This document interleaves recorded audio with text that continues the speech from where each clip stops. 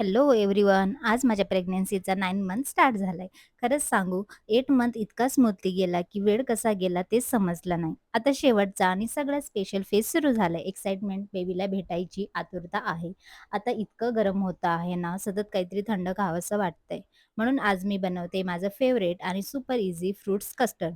खूप पटकन बनतं आणि समरमध्ये खायला पण मस्त वाटतं. आणि हो, 8 मंथच्या एंडला मी सोनोग्राफी पण केली. सगळे रिपोर्ट्स नॉर्मल आले आणि बेबीचं वेट पण परफेक्ट फाईन आहे. सध्या बेबी सिफॅलिक पोझिशनमध्ये आहे, म्हणजे हेड डाऊन पोझिशन.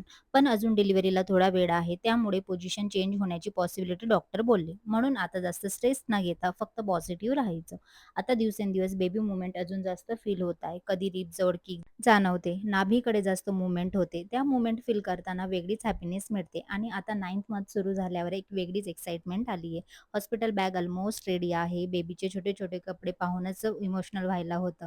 बाकी आता स्वतःची काळजी घेणं, हेल्दी खाणं, रेस्ट करणं आणि पॉझिटिव्ह राहणं. प्रे करा सगळं छान आणि स्मूथ होऊ दे.